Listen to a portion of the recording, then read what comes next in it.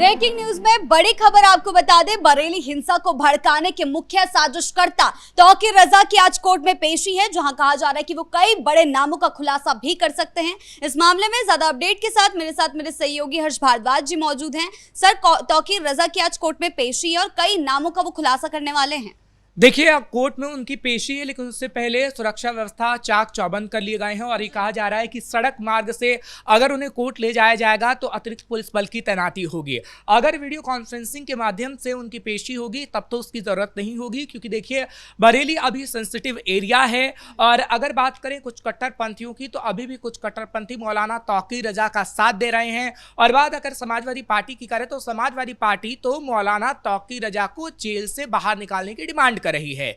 लेकिन आज क्या हो सकता है, अपने दर्शकों को बताते हैं। मौलाना तौकीर रजा कुछ बड़े नामों का खुलासा कर सकता है, क्योंकि एफआईआर जो थी मौलाना तौकीर रजा के खिलाफ, उस एफआईआर में साफ तौर पर यह कहा गया है कि मौलाना तौकीर रजा ही मुख्य साजिश करता है। लेकिन मौलाना तौकीर रजा अगर मुख्य साजिश करता है तो ये साजिश किनके साथ मिलकर कहीं ना कहीं पूरी तरीके से प्लान की गई थी, क्योंकि डॉक्टर नसीफ की गिरफ्तारी हो चुकी है, नदीम की गिरफ्तारी हो चुकी है, जो दायां और बाहिना हाथ बताया जाता है। लेकिन कुछ पॉलिटिकल पार्टी के नाम सामने आ सकते हैं, और वो पॉलिटिकल पार्टी के नाम ऐसे हो सकते हैं जो किसी बड़े पद पर पहले आसीन रहे हों और बड़ा चेहरा हो।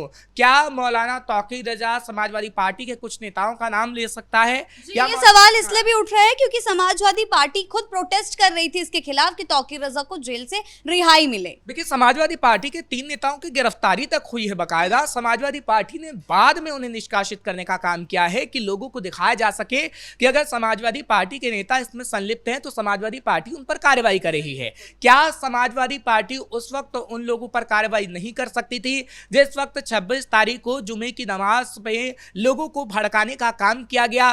क्या समाजवादी पार्टी उन लोगों के सोशल मीडिया अकाउंट पर नजर नहीं रख रही थी जिन 3 नेताओं की गिरफ्तारी हुई? समाजवादी पार्टी सब कुछ जानती थी, और क्या इसके पीछे समाजवादी पार्टी है? यही सबसे बड़ा सवाल है। क्या मौलाना तौकीर रजा अखिलेश यादव तक का नाम ले सकता है? यह भी बड़ा सवाल है। ऐसा होगा या नहीं ये तो वक्त ही बता पाएगा, लेकिन मौलाना तौकीर रजा जब गहरे राज उगलेगा तो कहीं ना कहीं उत्तर प्रदेश में हड़कंप मचना तय बताया जा रहा है। और तो और ये कहा जा रहा है कि कुछ ऐसे कट्टरपंथियों के नाम भी लिए जा सकते हैं जो कहीं ना कहीं बरेली से बाहर के होंगे। जैसे कहा जा रहा था कि अलग अलग प्रदेशों से बुलाया गया था और उन कट्टरपंथियों ने बवाल काटने की कोशिश की।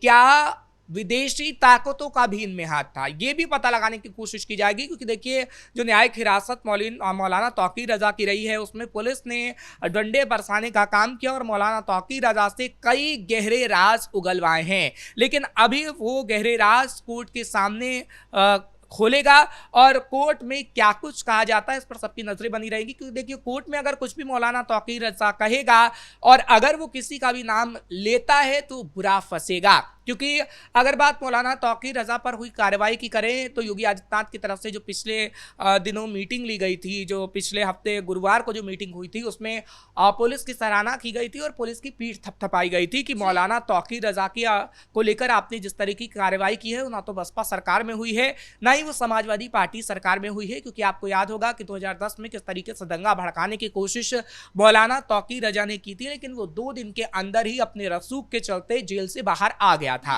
लेकिन अब देखिए 14 दिन के न्यायिक हिरासत, अभी कोर्ट के अंदर पुलिस रिमांड लेने की कोशिश करेगी और रिमांड मांगेगी। आगे आने वाले समय में मौलाना तौकीर रजा को बड़ी सजा भी हो सकती है, क्योंकि मौलाना तौकीर रजा के खिलाफ बड़े सबूत हैं। लेकिन सवाल यही है कि मौलाना तौकीर रजा ने किसके कहने पर यह काम किया है? मौलाना तौकीर रजा को पहले कांग्रेस का संरक्षण भी प्राप्त होता रहा है, मौलाना तौकीर रजा को समाजवादी पार्टी का संरक्षण भी प्राप्त हो रहा है, और वो तस्वीरें भी काफी वायरल हो रही हैं इस वक्त की मौलाना तौकीर रजा ने लोगों को भड़काने से पहले, भड़काऊ बयान देने से पहले कांग्रेस के कुछ लीडर से मुलाकात की जो उत्तर प्रदेश के हैं, और साथ ही साथ समाजवादी पार्टी के कुछ नेताओं से भी मुलाकात की जो कहीं ना कहीं शक को पैदा कर रहे हैं कि आखिर मौलाना तौकीर रजा की मुलाकात क्या दंगा भड़काने को लेकर हुई थी, या मौलाना तौकीर रजा को समाजवादी पार्टी और कांग्रेस के कुछ लीडरों की तरफ से उकसाया गया था? क्योंकि मौलाना तौकीर रजा तो पूरी तरीके से आश्वस्त था कि वो दंगा भड़काएगा, भड़काऊ बयान देगा, और जैसे समाजवादी पार्टी और बसपा की सरकार में वो जेल से छूट जाता था वैसे ही योगी सरकार में छूट जाएगा। लेकिन कहीं ना कहीं वो गलतफहमी का शिकार था, और देखिए वाकई ऐसा हुआ कि योगी आदित्यनाथ की सरकार में अभी भी वो जेल के अंदर है और आगे पुलिस उसकी रिमांड ले सकती है। उसकी जमानत तो खैर इस वक्त नहीं होगी, लेकिन सवाल ये भी उठता है कि क्या समाजवादी पार्टी को इस वक्त डर लग रहा है कि मौलाना तौकीर रजा उनका नाम ले सकता है, उनके कुछ बड़े नेताओं का नाम ले सकता है, और इसलिए समाजवादी पार्टी कुछ कट्टरपंथियों को दिखाने के लिए दिल्ली तक पहुंच जाती है, राष्ट्रपति को ज्ञापन सौंपती है और कहती है कि मौलाना तौकीर रजा को रिहा करो। अरे भाई, आपको किस बात का डर है? अगर मौलाना तौकीर रजा आरोपी है, पुलिस भी ये कह रही है, उसके खिलाफ सबूत है, तो आप क्यों पुलिस प्रशासन को नहीं मानते? आपको तो ये कहना चाहिए कि मौलाना तौकीर रजा हो या फिर कोई भी आरोपी हो, उसको सख्त से सख्त सजा मिलनी चाहिए। क्योंकि बरेली में जिस तरीके से पुलिस के बैच तक नोचे गए, वर्दी तक फाड़ी गई, पुलिस पर पथराव तक किया गया, वो इस बड़े सवाल उठाते हैं कि आखिर उन कट्टरपंथियों को किसने भेजा? क्योंकि मौलाना तौकीर रजा अकेले मुख्य साजिशकर्ता नहीं हो सकता। मौलाना तौकीर रजा के साथ जिस तरीके से कई आरोपी सामने आए हैं और पकड़े जा रहे हैं, तकरीबन 40,000 लोगों को सिर्फ एक अकेला आदमी पूरी प्लानिंग नहीं कर सकता है मस्जिदों में लाने की, और उसके पीछे कहीं ना कहीं कुछ बड़ी फंडिंग तो होगी, उसके पीछे कहीं ना कहीं किसी बड़े राजनेता का हाथ तो होगा। योगी आदित्यनाथ का सीधा कहना है कि मैं ऐसे उपद्रवियों को बख्शने वाला नहीं हूं, उनका सीधा जहन्नुम का टिकट काटा जाएगा, और अगर तौकीर रजा ने किसी का नाम लिया तो उन पर भी इसी तरीके की गाज गिरना तय है। देखिए, अब तक 100 से ज्यादा आरोपियों पर गाज गिर चुकी है। 105 आरोपी इस वक्त जेल के अंदर मौजूद हैं, और ये कहा जा रहा है कि तकरीबन आज भी 10 से 12 लोगों की गिरफ्तारी हो सकती है, क्योंकि जिन अज्ञात लोगों की पहचान की जानी थी उनकी पहचान हो गई है। सीसीटीवी माध्यम से पुलिस ने पता लगाया है कि आखिर वो कौन व्यक्ति थे। हालांकि उनके पोस्टर पहले लगाए गए थे, लेकिन अब उनकी गिरफ्तारी होगी। तो शिकंजा योगी आदित्यनाथ की तरफ से तगड़ा कसा जा रहा है। आगे आने वाले समय में क्या होता है ये तो वक्त ही बता पाएगा, लेकिन आज सबकी नजरें मौलाना तौकीर रजा पर ही हैं। क्या मौलाना तौकीर रजा किसी बड़े व्यक्ति का नाम लेता है, या मौलाना तौकीर रजा की रिमांड लेकर पुलिस आगे की और भी पूछताछ करती है, और क्या सच्चाई है? क्योंकि मौलाना तौकीर रजा के साथ जिस तरीके से डॉक्टर नदीम माफ करिएगा डॉक्टर नफीस और नदीम थे, और आरिफ की भी गिरफ्तारी हुई है जिसने भड़काने का काम किया था। हालांकि समाजवादी पार्टी के नेताओं के नाम भी शामिल हैं, चाहे फिर वो पार्षद हों या फिर सदस्य हों। ये कहा जा रहा है कि उनके अभी कुछ मकानों को सील करने का नोटिस भी दिया गया है, क्योंकि समाजवादी पार्टी के कुछ नेता शामिल थे और उन्होंने भड़काऊ बयानबाजी की थी, तौकीर रजा का साथ दिया था। यानी सख्त से सख्त कार्रवाई हो रही है, और योगी आदित्यनाथ की तरफ से आगे आने वाले समय भी सख्त कार्रवाई के निर्देश दिए जा सकते हैं। क्योंकि देखिए, बरेली की अगर बात करें तो बरेली में अभी किसी राजनेता की एंट्री नहीं होगी, क्योंकि राजनेता को जाने से पहले ही मना कर दिया गया है। मौलाना तौकीर रजा को सजा दिलवाना योगी आदित्यनाथ का मुख्य उद्देश्य बन गया है, क्योंकि मौलाना तौकीर रजा को जिस तरीके से पुलिस ने अरेस्ट किया है और पुलिस ने कड़े सबूत पेश किए हैं, अब यही सबूत कोर्ट के सामने रखे जाएंगे, और इस पर कोर्ट आगे क्या कहती है देखने वाली बात होगी। जी, जैसे कि हमें देखने को मिला इस कार्रवाई के चलते बुलडोजर एक्शन से लेकर एनकाउंटर एक्शन तक यूपी में देखने को मिला, तो ये कहा जा सकता है कि अब इस तरीके के उपद्रवियों को बख्शा नहीं जाएगा। बिल्कुल, देखिए आगे आने वाले समय में अभी एनकाउंटर्स की और तस्वीर आ सकती है, क्योंकि अगर एनकाउंटर की करें या फिर बुलडोजर एक्शन की बात करें तो योगी आदित्यनाथ की पहचान अब वही बन गई है कि किस तरीके से आरोपियों की संपत्तियों पर बुलडोजर चलाया जाता है, किस तरीके से एनकाउंटर्स किए जाते हैं उन आरोपियों को जो कहीं ना कहीं दंगा भड़काने की कोशिश करते हैं, जो उपद्रव मचाने की कोशिश करते हैं।